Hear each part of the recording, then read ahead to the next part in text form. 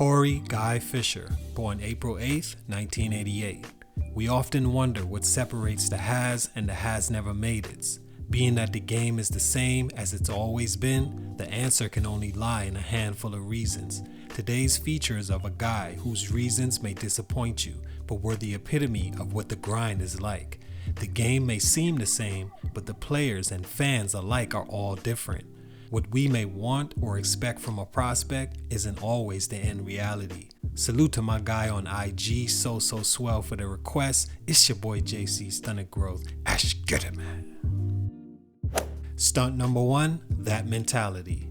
I want to be in the NBA, but the NBA is not for everybody.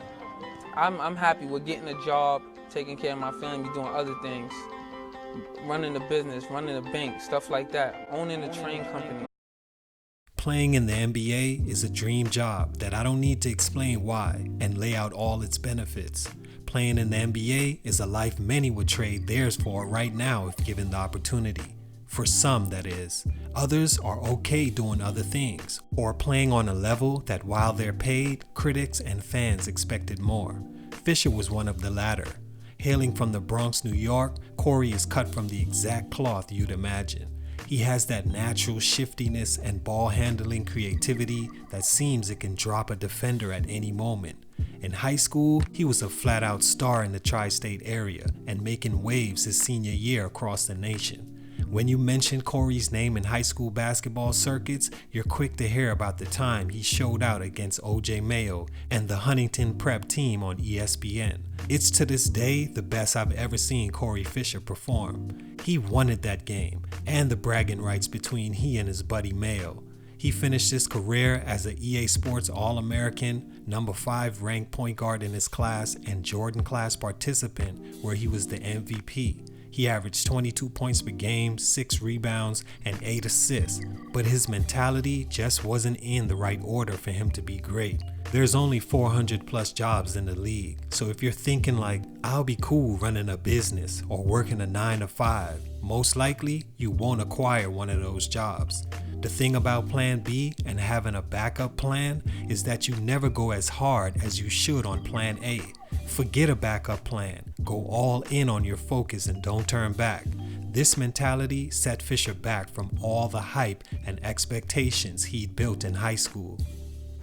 Stunt number 2, foot off the gas. Leaving high school, Corey's name was on fire. That one performance against the highly touted Mayo shot him up the rankings and made his path a very simple one had he made some different decisions and stayed that aggressive.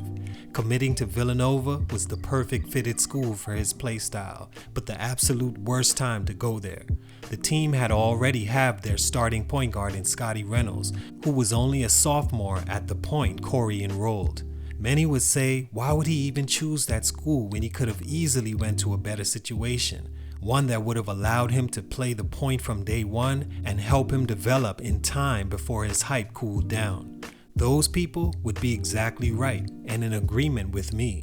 I never understood that move, but when basketball isn't thought of as the be-all end-all for you, you make choices like that. Playing at the school you like, with the friends you like, in the location you like, but isn't a good basketball opportunity fit for you. For his first 2 years, Fisher would come off the bench, and when he did, played off the ball with Scotty manning the point. At 6'1", scouts questioned this move like it's their last bad decision. Why is he over there in the corner when he's a dog with the ball in his hands off the pick and roll or in one-on-one situations? It limited Corey and placed him behind the 8 ball with guys in his class like Mayo, Derrick Rose, Johnny Flynn, and also Jeff Teague, who all came out early and left Fisher behind. It also made him so much less aggressive than in high school. Go watch that game against Mayo in high school and tell me that Fisher wasn't a dog, man. Had he been on the ball at a school playing him 35 minutes a game instead of 24, he'd be in the NBA right now. On top of that, he wasn't a good shooter in his first 2 seasons, so playing off the ball in a position I wish Jay Wright put Scotty Reynolds in instead of Corey stunted his growth up to that point. As a junior, NBA guard Malik Wayans would enter the program and further complicate things for Fisher. In his 4 years, I don't think I ever seen him really get to show his full package, and it's mainly because while he was in the right place, he was in the wrong situation at the wrong time. It led him to taking his foot off the aggression and eventually made scouts give up. Stunt number 3, nothing special. Fisher, as a junior and senior, would have to do two things: get back to being a full-time point guard and get back to being aggressive scoring the ball and put up at least 20 points a game for a shot at being drafted. Alongside Malik Wayans, Corey came in as a junior splitting the point guard duties. He averaged 13 points a game that season. His senior year was much of the same, as he upped his points to 15 a game, which wasn't at all impressive. Needless to say, he went undrafted in the upcoming draft and has been overseas ever since, where he's regained a little of his aggression and seems to be getting along just fine. But as a high-level guard, he doesn't do any one thing special enough to put him on the radar.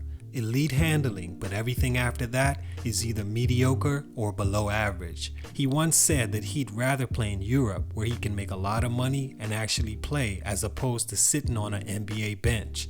Maybe that mentality isn't a problem after all. For him at least. It's your boy JC, Stunted Growth, and I'm out.